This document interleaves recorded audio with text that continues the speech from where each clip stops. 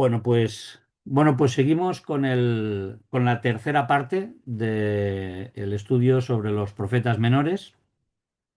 Antes de seguir adelante, recordáis que estábamos con Oseas. Vimos la semana pasada, bueno, esta fue la última diapositiva que teníamos puesta la semana pasada, eh, cómo a través del modelo del matrimonio de Oseas, pues Dios enviaba a su pueblo un mensaje de amor, ¿no? Y veíamos, pues eso, que aunque Dios denuncia, Dios no está dispuesto a, decíamos que Dios no está dispuesto a rebajar las condiciones de su pacto, ¿no? Y aunque Él no está dispuesto a rebajar las condiciones de su pacto y denuncia las cosas que están mal, eh, no abandona y se mantiene firme, se mantiene cuidando. Y por eso veíamos que era necesario siempre recordar quién es el autor de las bendiciones. Porque recordáis que una de las cosas que le pasaba a la mujer de Oseas, a Gomer, es que confundía de dónde le llegaban las bendiciones, ¿no? Y ahí, pues creíamos, es un mensaje importante recordar que las bendiciones vienen de Dios. Y que el camino de la restauración al que Oseas llevó a su mujer y el Señor lleva a su pueblo, es un camino que puede ser duro, pero que es necesario para que podamos encontrar pues eso que el Señor eh, quiere de su pueblo y con lo que nos quiere ir bendiciendo, ¿no? Así que hoy seguimos y nos vamos a acercar a otra parte del libro de Oseas que, bueno, yo lo he llamado el modelo del pacto porque hay un momento en este extenso trozo del libro, del capítulo 4 al capítulo 11, que Dios se manifiesta en este sentido, ¿no? En el sentido de hablar del pacto que su pueblo pues ha incumplido, ¿no? Oseas, a partir de este momento dejamos el tema del matrimonio, el ejemplo del matrimonio de Oseas lo dejamos y pasamos a ver ese mensaje contundente que Dios tiene para su pueblo, ¿no? Y la primera parte de este grupo de capítulos en realidad tiene que ver con una denuncia contundente de Dios contra su pueblo, ¿no? Él ahí les va a acusar como si estuviese en un juicio, va a presentar cargos contra ellos. Él, por ejemplo, en los primeros versículos del capítulo 4 dicen: Oíd palabra de Yahvé, hijos de Israel, porque Yahvé contiende con los moradores de la tierra, porque no hay verdad, ni misericordia, ni conocimiento de Dios en la tierra. Perjurar, mentir, matar, hurtar y adulterar prevalecen, y homicidio tras homicidio se suceden, por lo cual se enlutará la tierra y se extenuará todo morador de ella, con las bestias del campo y las aves del cielo, y aun los peces del mar morirán. O sea, Dios es contundente con estos cargos que él va a presentar contra su pueblo, ¿no? En realidad, si no hay verdad delante de Dios, mucho menos podemos esperar que haya verdad entre las personas. Y eso es una de las cosas que estaban pasando en el pueblo en aquel momento, ¿no? Todo, todo lo que estaba pasando, Dios dice que tiene que ver con el desconocimiento de Dios. Con ese desconocimiento, Él lo dice, ¿no? Ni hay conocimiento de Dios en la tierra. Y el comportamiento del pueblo de Dios al final va a tener graves consecuencias. Dios no, como pasaba con Gomer, pues va a pasar con el pueblo de Dios, ¿no? Dios hace que, o mejor dicho, responsabiliza de la situación de su pueblo no a un grupo determinado de personas, sino Él eh, responsabiliza al pueblo, pero también responsabiliza a los sacerdotes. A veces tenemos la tendencia a pensar, bueno, el pueblo estaba mal porque los sacerdotes estaban mal y no daban el mensaje que tenían que dar. Y es verdad. Pero al final, recordad que Dios desde el principio, desde que sacó a su pueblo de Egipto, le dijo: vosotros sois un pueblo de sacerdotes. Con lo cual, Dios está poniendo también en cada persona que pertenece a su pueblo, que está dentro de los estatutos de Dios, les está poniendo bajo la responsabilidad de comportarse correctamente delante de Dios, ¿no? Lo que pasaba con aquel pueblo es que de la misma forma que Gomer había sido adúltera con Oseas, aquel pueblo se había corrompido y había sido adúltero para con Dios, pues tomando las costumbres de los pueblos paganos que habían dejado que se infiltraran de una manera total en su vida, ¿no? El versículo 12, por ejemplo, del capítulo 4, dice, sobre las cimas de los montes sacrificaron e incensaron sobre los collados, ¿no? ¿Esto no es 4:12? Ah, pues entonces he tomado mal la cita. ¿Qué dice 4:12 entonces? Es el 13, 13. Ah, este es el 13, vale, perdón, pues es 4:13. Sobre las cimas de los montes sacrificaron e incensaron sobre los collados, debajo de las encinas, álamos y olmos, que tuviesen buena sombra. Por tanto, vuestras hijas fornicarán y adulterarán vuestras nueras. Es decir, Dios está diciendo, habéis dejado entrar de tal forma el pecado en el pueblo que habéis cogido todas las costumbres de los pueblos paganos de su alrededor, que esto es lo que hacían y sobre todo los pueblos que tenían como dios supremo a Baal, que era un dios de la fertilidad. Luego entraremos también en este concepto de fertilidad en que el pueblo había entrado, ¿no? O esto que el pueblo se había dejado influenciar por bueno, pues por las religiones de los alrededores. Dios había llegado un momento que no podía tratar a su pueblo como a un cordero. ¿Recordáis que hablábamos de las figuras literarias que utilizaba y decíamos que Dios llamaba al pueblo como una novilla desbocada, ¿no? Una novilla indómita? Pues esto es lo que Dios está diciendo. No puedo tratar como un cordero a una nación que se ha convertido en una novilla indómita. Pero esto era el mensaje para el pueblo, pero también había el mensaje para los sacerdotes. Los sacerdotes que no habían pastoreado correctamente al pueblo, que no le habían explicado la ley de Dios como se la debían explicar. Y lo peor del caso es que cuando Oseas lanza este mensaje al pueblo y a los sacerdotes, dice que lo peor de todo es que no hay ni intención de conversión. Espero haber acertado la cita ahora, Oseas 5:4 dice no piensan en convertirse a su Dios, porque espíritu de fornicación está en medio de ti, en medio de ellos, perdón, y no conocen a Yahvé. ¿Veis otra vez el concepto que hablábamos del conocimiento de Dios? Para Dios es muy importante hacer ver a su pueblo que uno de los graves problemas, básicamente la raíz del problema, es que habían perdido cualquier conocimiento de Dios y habían cambiado ese conocimiento de Dios por el conocimiento o lo que ellos creían que era el conocimiento de todos los pueblos que habían a su alrededor, ¿no? El segundo concepto que aparece en este bloque de capítulos, hasta el capítulo 11, es que la confesión falsa tiene una respuesta contundente de parte de Dios. Porque sí que es verdad que aquel pueblo tenía gestos de arrepentimiento, pero a Dios los golpes de pecho no le impresionan, ¿no? A Dios los golpes de pecho sin reconocimiento real de la infidelidad no le impresionan para nada. Y él les acaba diciendo el famoso versículo que todos conocemos, porque misericordia quiero y no sacrificio, y conocimiento de Dios más que holocaustos. Dios es también contundente en esto. En realidad les pone delante de sus propias narices aquello que están haciendo, ¿no? Estáis dándoos golpes de pecho, pero en realidad no, en vuestro corazón no se ha arrepentido. Perdón.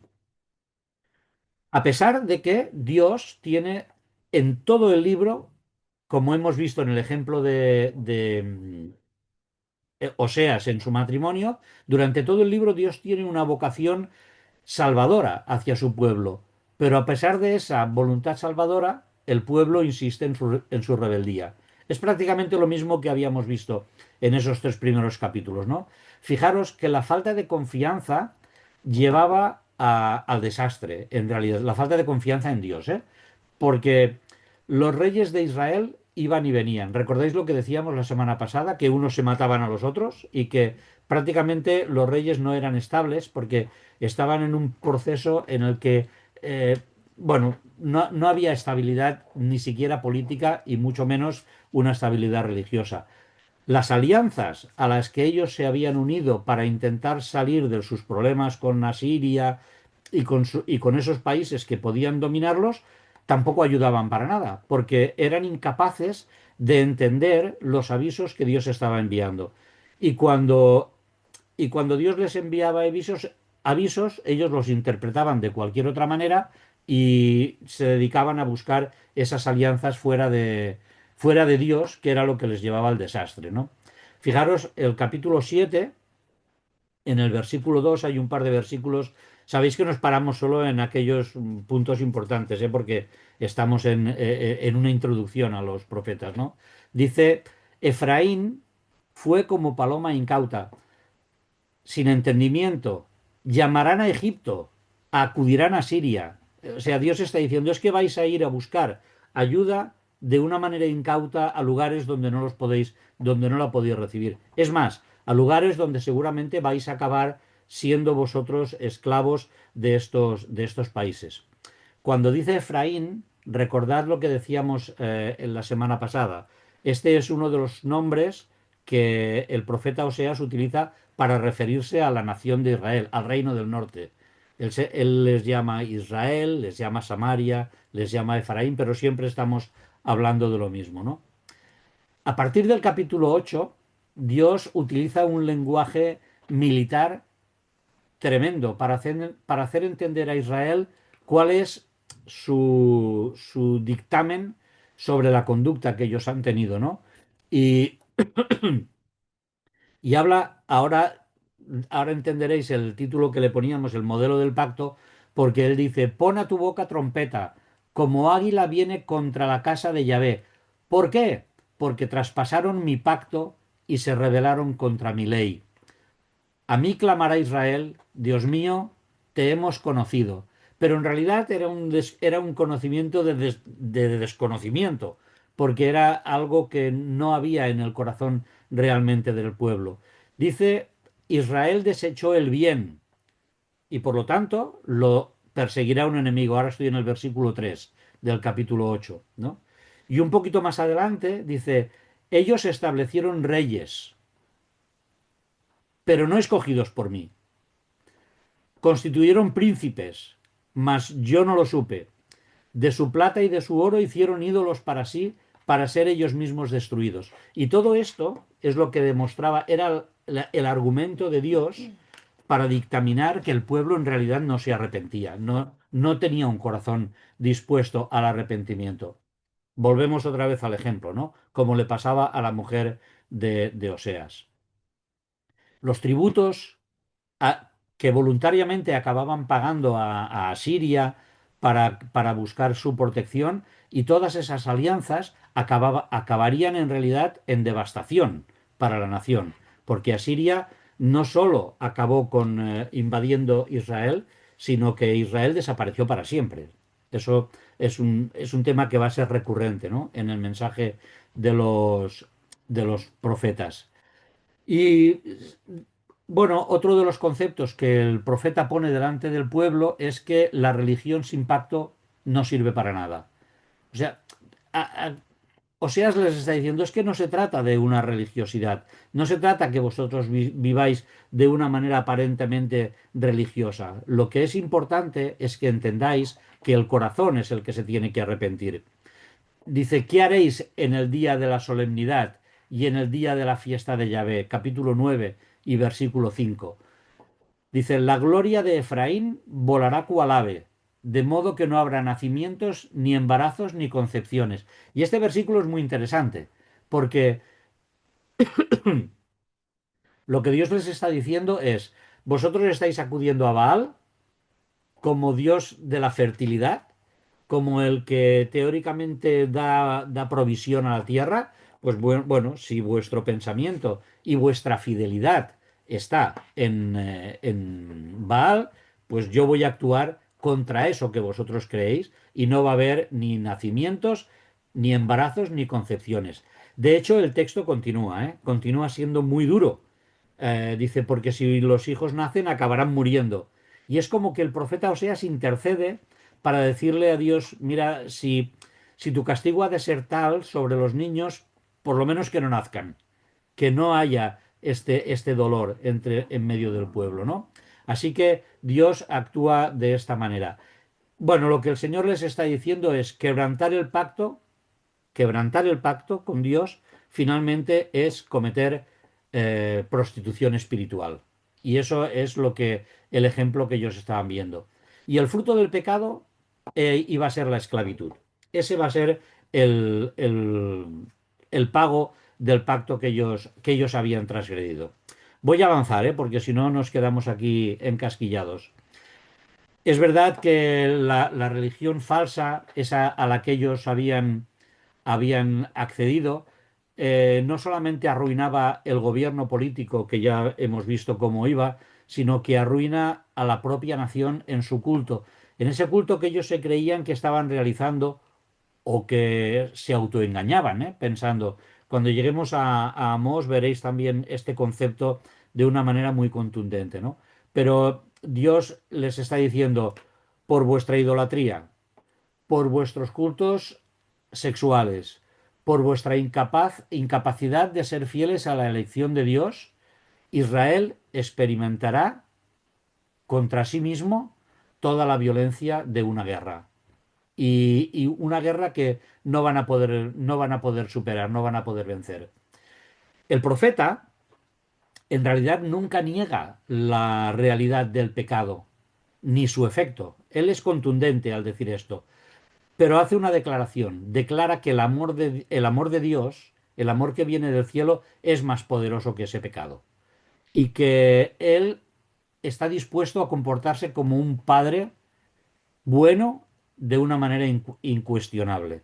Bueno, lo mismo que había visto el pueblo en el ejemplo de Oseas y de Gomer, ¿no? Fijaros, capítulo 11, versículo 3 y 4. Yo, con todo eso, enseñaba a andar al mismo Efraín, tomándole de los brazos, y no conoció que yo le cuidaba. Este era el concepto que veíamos también, saber de dónde vienen realmente las bendiciones que obtenemos, ¿no?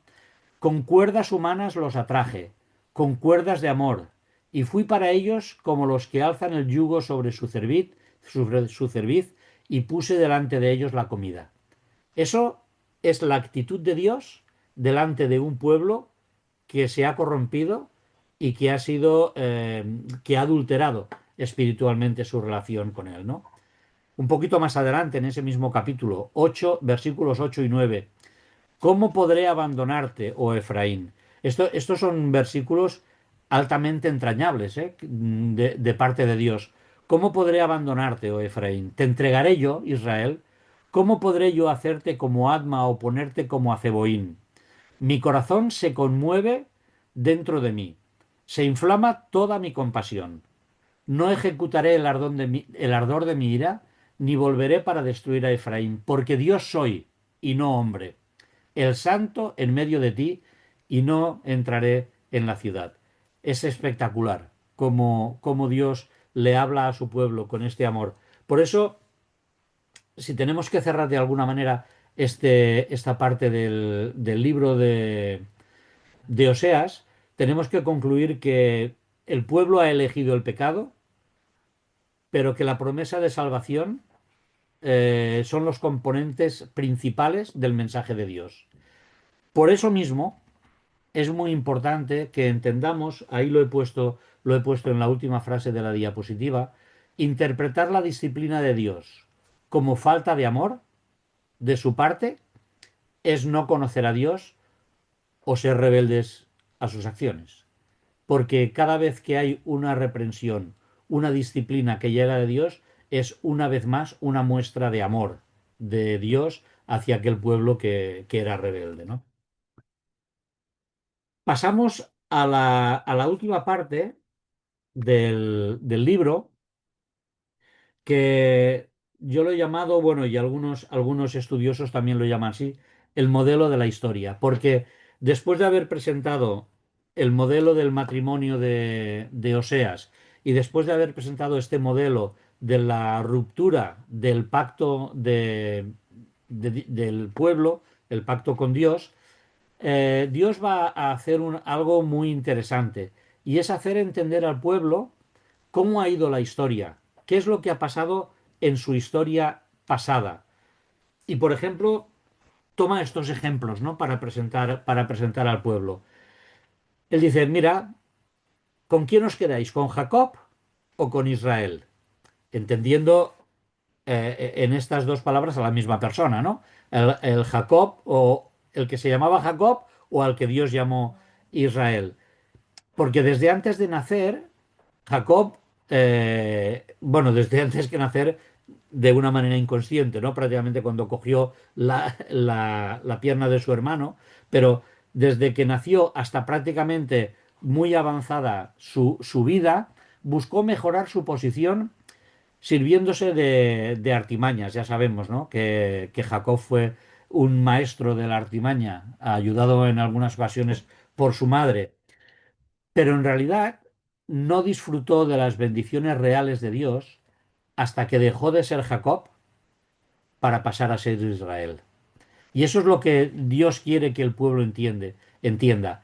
Que, bueno, pues que de los versículos del 1 al 4 hay hay- Dios pone ese ejemplo al pueblo para que entienda que es necesario cambiar, es necesario dejar de buscar la salida a nuestros problemas por nosotros mismos o por ellos mismos en este caso y acudir a Dios, que es el que de verdad les va a dar la solución. Porque incluso cuando Jacob pareció acercarse a Dios, lo digo conscientemente, ¿eh? Cuando pareció acercarse a Dios en Betel, en esa visión cuando él veía la escala que unía el cielo y la tierra, que fue una visión espectacular, ¿no? Aquello le marcó realmente para toda su vida. Pero incluso en ese momento, la actitud de Jacob fue la de negociar con Dios. Fijaros porque el texto dice, el texto de Génesis 28, 20, 22 dice, la oración de Jacob en este caso es, si fuere Dios conmigo y me guardare en este viaje y me diere pan para comer y vestido para vestir, y si volviere en paz a la casa de mi padre, Jehová será mi Dios. Es como esta negociación que él intenta hacer con Dios. ¿Cuándo es cuando Jacob realmente se rompe delante de Dios? Cuando lucha con él, cuando lucha con el ángel y queda totalmente a merced de la voluntad de Dios. Cuando se siente dependiente, cuando se siente herido y que no puede hacer nada más que confiar en que Dios le libre. Pues eso es lo que Dios le está diciendo al pueblo a través de Oseas. Le está diciendo, hasta que no os rompáis, hasta que no entendáis que dependéis de Dios, que solo en Él encontráis el camino de verdad a una restauración y a una vida correcta de recepción del amor de Dios, no vais a poder disfrutar de lo que realmente representa, ¿no? Fijaros que Dios al final en el capítulo 12, en el versículo 6, da su conclusión, ¿no? Tú pues, vuélvete a tu Dios, guarda misericordia y juicio, y en tu Dios confía siempre. Esta es la realidad del ejemplo de Israel, ay, perdón, de Jacob o de Israel, que Dios quiere que el pueblo entienda. Y el segundo ejemplo que les pone, capítulo 13, versículos 4 al 8, es, bueno, escoged o Baal o Yahvé. Mirad, vosotros necesitáis conocer realmente al Dios al que queréis servir. La adoración a Baal ya os habéis dado cuenta que tiene sus consecuencias. La adoración a Yahvé podéis analizarla desde el principio y vuelve a hacer ahí un análisis de recuerdo y les dice, mas yo soy Yahvé tu Dios desde la tierra de Egipto. O sea, es como decirles, ir allí, ir al recuerdo de la historia con la que vosotros habéis vivido y daros cuenta del Dios que os ha acompañado, que os guardó en el desierto, que os ayudó a pasar el Mar Rojo, que os llevó a una tierra tal, a una tierra en la que podíais en la que podíais encontrar todo lo que necesitabais y ved si esto Baal os lo está dando, ¿no? Pero en realidad, una vez más, las amenazas de Dios para su pueblo son en realidad una muestra de su misericordia y de su voluntad de restauración. ¿Por qué amenazaba Dios? Dios amenazaba porque buscaba una respuesta de arrepentimiento de parte de su propio pueblo, ¿no? Dice, yo soy Yahvé tu Dios desde la tierra de Egipto y aún te haré morar en tiendas como en los días de la fiesta. Esto es el capítulo 12 y versículo 9. Habla, les vuelve a hablar también y les remite al momento en que escogieron rey y no les ha servido de nada. O sea, es como que hace un repaso de las infidelidades del pueblo y de la actitud de Dios delante o después de cada una de esas infidelidades, ¿no? Dios ha corregido, Dios ha disciplinado, pero Dios se ha mantenido al lado de su pueblo para darle siempre restauración de aquello que ellos estaban viviendo, ¿no? Aunque repito, el lenguaje de Oseas es contundente, pero de una manera extrema, ¿no? Cuando habla del castigo que va a recibir ese pueblo porque ha sido contumaz en su decisión de no estar al lado de Dios. Y el versículo 16 del capítulo 13 es muy fuerte, es un versículo muy fuerte de Dios contra su pueblo, ¿no? Samaria será asolada porque se rebeló contra su Dios, caerán a espada, sus niños serán estrellados y sus mujeres encintas serán abiertas. O sea, Dios es contundente, pero no porque ese sea el castigo que él va a infligir, sino porque esa va a ser la consecuencia de caer en manos de Asiria. Si hay arrepentimiento, no hay destrucción. Pero si no hay arrepentimiento, las consecuencias son las que aquel cruel país iba a infligir sobre ellos mismos, ¿no? Así que el libro acaba en el capítulo 14 hablando de esa confesión verdadera del pueblo y la reacción de Dios delante de eso, ¿no?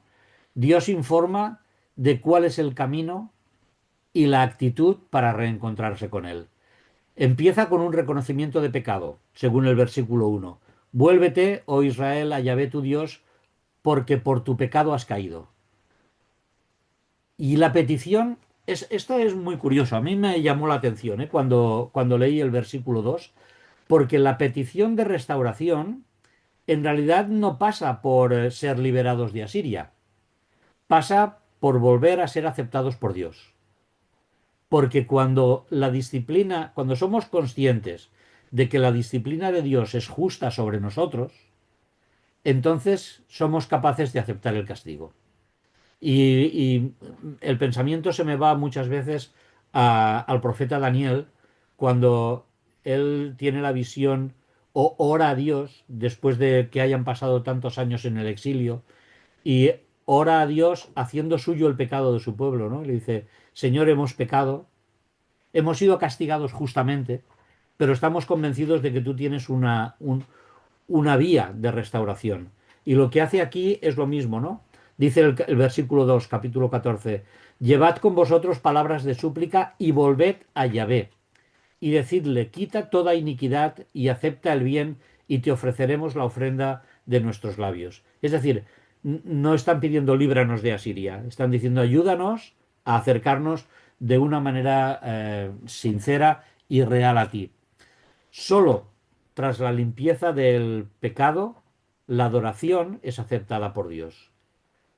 Pero es tremendo porque los últimos versículos hablan de ese amor que, a pesar de la disciplina, ha estado ahí en todo el trasfondo del libro, cuando dice, a partir del versículo 3 al 8, dice, no nos librará el asirio. Esto ya es el convencimiento, ¿no? de la realidad.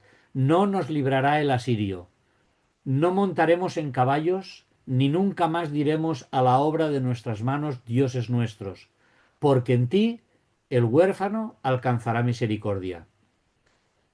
Y entonces Dios dice, yo sanaré su rebelión, los amaré de pura gracia, porque mi ira se apartó de ellos. Yo seré a Israel como rocío. Él florecerá como lirio y extenderá sus raíces como el Líbano. Se extenderán sus ramas, y será su gloria como la del olivo, y perfumará como el Líbano. Volverán y se sentarán bajo su sombra. Serán vivificados como trigo y florecerán como la vid. Su olor será como de vino del Líbano. Efraín dirá, ¿qué más tendré ya con los ídolos? Yo lo iré y miraré. Yo seré a él como la haya verde. De mí será hallado tu fruto. Es es impresionante cómo contrasta esto con el resto del libro, ¿no? Con todo lo que hemos estado viendo hasta aquí, con ese aviso de disciplina por parte de Dios, a escuchar estas palabras tan amables. El Líbano aparece por aquí en varios versículos, raíces como extenderá sus raíces como el Líbano, perfumará como el Líbano, será como vino del Líbano. En realidad es un símbolo de belleza. Es un símbolo de belleza, de prosperidad, de estabilidad y alegría. El Líbano era una región, aunque parezca mentira con lo que es hoy en día, ¿no? Pero era una región bella, fructífera, era una zona bendecida, ¿no? Y Dios está poniéndoles eso como ejemplo para que entiendan que su bendición va a ir por ahí, que va a haber restauración, que va a haber estabilidad, que dice, pues las raíces del Líbano se refiere a esa profundidad y firmeza de los cedros que habían en el Líbano. Dice, bueno, pues así vais a estar vosotros arraigados, ¿no? El olivo era valorado en su belleza y en su longevidad, ¿no? En los años que sabemos que hay olivos milenarios, pues Dios está diciendo, ahí vais a estar vosotros como el Líbano. Bueno, hace este canto de amor hacia su pueblo y de cuidado, ¿no? Así que hasta ahí un repaso muy, muy por encima del libro de Oseas. Ya sabéis que os dije que intentaríamos tener unas enseñanzas destacables, ¿no? Y en la próxima diapositiva unos retos de aplicación en cada uno de los casos. El mensaje central de Amós es el amor leal, constante y perfecto de parte de Dios, ¿no? Dios es un ser de amor y de justicia. Y la justicia de Dios no hace más pequeño su amor, sino que en realidad lo hace más visible hacia el pueblo, ¿no? El amor de Dios es tan profundo que Oseas lo presenta como algo que incluso le duele a Dios, ¿no? Dice, la infidelidad de su pueblo le da dolor, como Oseas sufría por la infidelidad de Gomer, pues Dios sufre estamos hablando antropomórficamente, ¿eh? Dios sufre por la infidelidad de su pueblo, por la traición, por la idolatría. Pero al final, en esa excelencia de amor, Dios busca la restauración de su pueblo. Se enfatiza en todo el libro que la misericordia y el conocimiento de Dios no es lo que de verdad Dios quiere, ¿no? No tanto los sacrificios, no tanto la apariencia religiosa, no tanto una religión superficial, sino ese conocimiento de relación con Dios, conocimiento que nos hace comprender a Dios, su voluntad para con nosotros, y la misericordia de Dios hacia nosotros, que debe acabar reflejándose de nosotros hacia los demás, ¿no? Y es verdad que el libro al final alterna severas advertencias de juicio con promesas de amor, de perdón, de restauración final. Pero eso es lo que encontramos en todo el libro y básicamente en la mayoría de los profetas, ¿no? Que van lanzando este mensaje de denuncia, pero este mensaje de esperanza también hacia el pueblo de Dios. Para acabar con lo que llamamos el desafío de la aplicación. ¿Cómo aplicar a nuestra vida del siglo XXI, eh, mensajes que se enviaron al pueblo de Dios hace 28, 29 siglos. ¿Cómo hacemos, ¿no? para hacer esto nuestro? Bueno, el último versículo que no hemos leído del profeta nos deja claro cuál es el principio básico para aplicar todo esto en nuestra vida, ¿no? ¿Quién es sabio para que entienda esto? Y prudente para que lo sepa. Porque los caminos de Yahvé son rectos y los justos andarán por ellos, mas los rebeldes caerán en ellos. Ese seguramente es el, el centro sobre el que debe girar la aplicación, ¿no?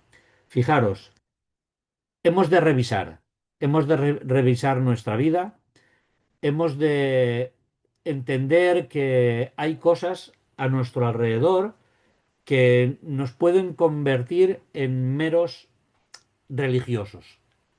Y lo que Dios está diciendo es que eso no es lo que vale. Recordad, ¿eh? Misericordia quiero y no sacrificio. Más allá de la religión formal y de las normas, se trata de buscar una relación con Dios consistente. Y esa relación consistente con Dios tiene que nacer de una voluntad de aprender sus caminos y de poner en práctica lo que Él nos explica, ¿no? Saber de dónde vienen las bendiciones, saber que Él nos ama a pesar de las circunstancias que podamos estar atravesando.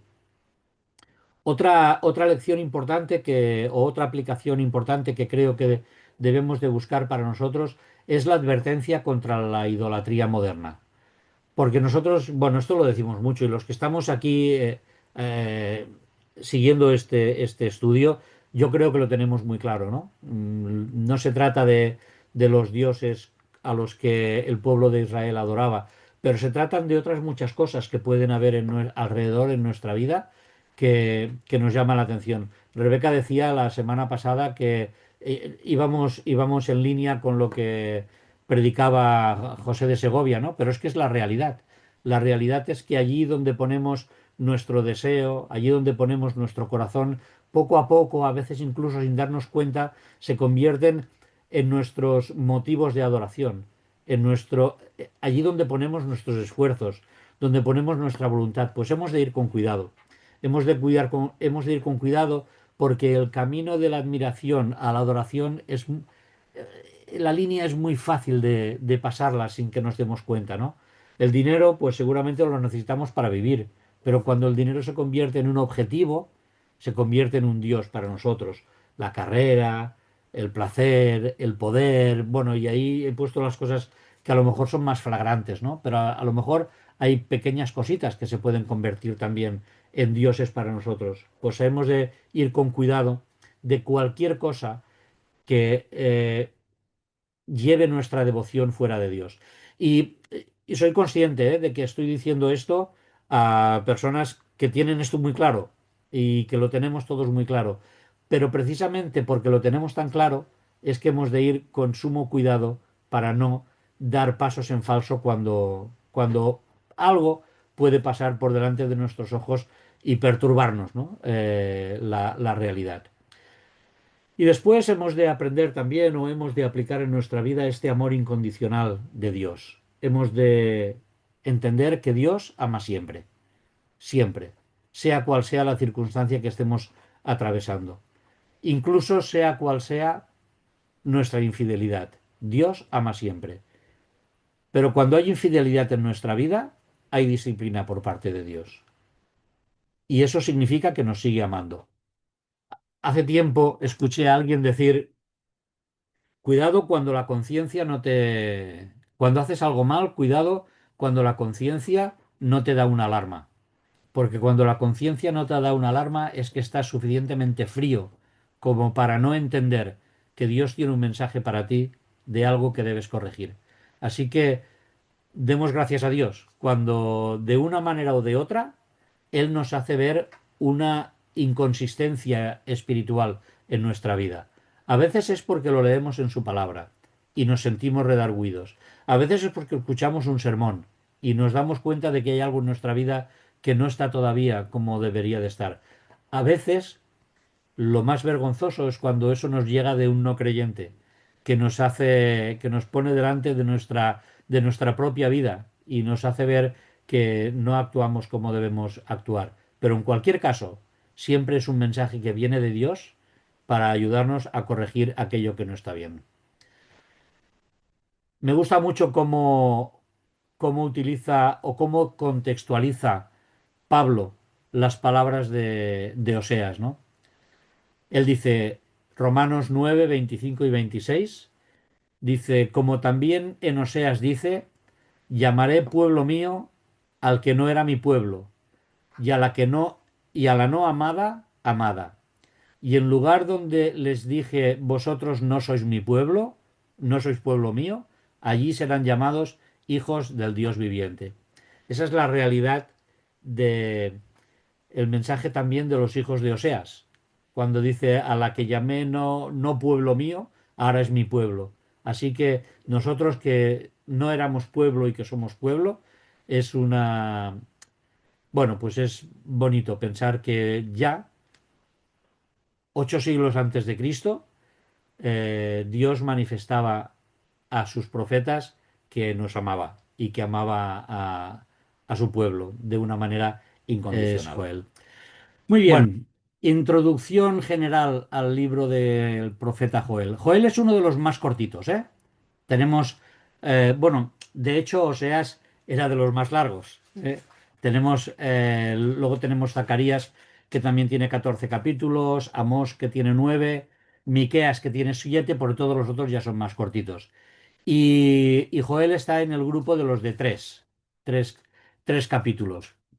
Eh, claro, Joel es uno de los difíciles de ubicar, ¿eh? Tiene, porque así como los otros, muchos de los profetas, esto tiene que ver ya con la fecha, pero bueno, dejadme decirlo ahora en esa introducción. Así como muchos de los profetas ubican su ministerio, ¿no? En Oseas veíamos en los tiempos de el rey tal, el rey cual, pues Joel no se identifica en ningún caso. Y luego hablamos de esto cuando hablemos del periodo posible de escritura. Hablaremos de las diferentes opciones, pero podríamos dividir en dos áreas, ¿no? Cuando hablamos de Joel podemos hablar de dos cosas que nos llamarían la atención. Langostas y Pentecostés. Hay esas dos Pentecostés porque tenemos luego en el libro de Hechos pues la explicación de algunos de estos textos, ¿no? Pero esas son las dos líneas maestras que encontramos en el libro de Joel. Eh, la verdad es que es, eh, es muy significativo, ¿eh? Porque cuando tanto las langostas como el tema de Pentecostés nos hacen pensar nos hace pensar, porque Joel así lo quiere, al día del Señor. Nos habla del día del Señor. El día del Señor es un tema recurrente en los profetas menores, bueno, en todos los profetas, pero concretamente en los menores de una manera especial. Según he podido estudiar un poquito, no sé si es exactamente así, pero en los profetas menores el concepto del día del Señor aparece como unas 10 12 veces. En el libro de Joel aparece 5 veces.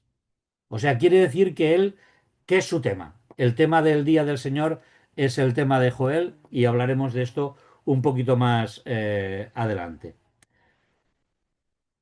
¿Qué sabemos del autor? Bueno, pues casi nada. No sabemos casi nada del autor. El libro se identifica como escrito por Joel, hijo de Petuel, y como dice el texto, pues su nombre significa Yahvé, Yahvé es Dios. Eso es prácticamente lo que sabemos de este hombre.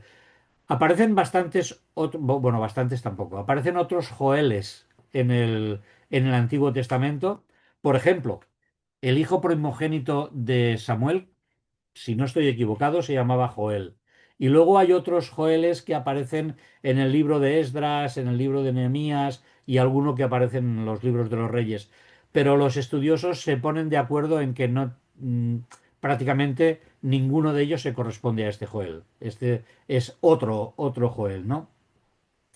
Este hombre, puesto que no habla, eh, no habla de ningún reino especial, de ningún rey, como os decía antes, no podemos ubicarlo en un periodo determinado, aunque hay diferentes opciones, como os he dicho, ya hablaremos de ellas un poquito más adelante, ¿no?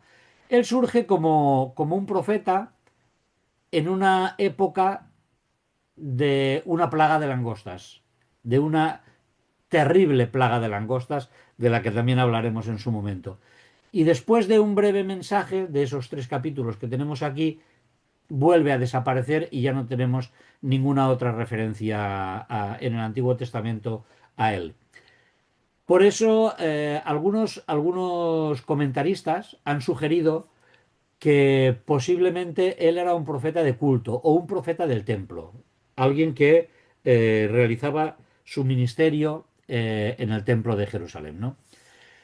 Vamos a la fecha, a las posibles fechas. Aquí a lo mejor nos vamos a entretener, nos vamos a entretener un poquito. Aunque nos vamos a quedar con dos cosas concretas, ¿no? Hay quienes dicen que el libro es muy temprano, o sea, al siglo octavo, y hay otros que lo sitúan después del exilio. Todos tienen argumentos para defender su posición. A mí me gustaría decir antes de nada que a pesar de las diferentes opciones que podéis ver aquí en la diapositiva, lo importante es el mensaje el mensaje de Joel, ¿eh? El mensaje que nos llega es lo importante porque realmente hay un mensaje que llega también hasta nosotros y que Dios ha querido que llegue hasta nosotros, ¿eh? Por lo tanto, eh, hablaremos, porque estamos en un estudio, hablaremos de esas posibilidades de escritura, pero no nos vamos a caficar, ¿cómo se dice caficar en castellano? Bueno, a preocupar demasiado, ¿no? A preocupar demasiado por esto, ¿no? Sí que es verdad que encontramos similitudes en la escritura del profeta Joel y en la escritura del profeta Amós, del que hablaremos más adelante, ¿no? Fijaros, por ejemplo, Joel 3:16 dice, y Yahvé rugirá desde Sión y dará su voz desde Jerusalén. Y Amós 1:2 dice, Yahvé rugirá desde Sión y dará su voz desde Jerusalén. Prácticamente es el mismo mensaje, ¿no? Joel 3:18. Los montes destilarán mosto. Amós 9:13. Los montes destilarán mosto. O sea, hay similitudes en la escritura y por eso hay algunos que piensan que están ahí, que son dos profetas que están ahí muy cercanos. Aunque otros, con este mismo argumento, dicen que uno bebió del otro y que por lo tanto están más separados, ¿no? En la historia. En realidad, dentro del libro no tenemos ninguna pista que nos ayude a ubicarlo, porque la famosa plaga de langostas de la que habla tampoco sabemos muy bien dónde está ubicada. Así que un par de reflexiones.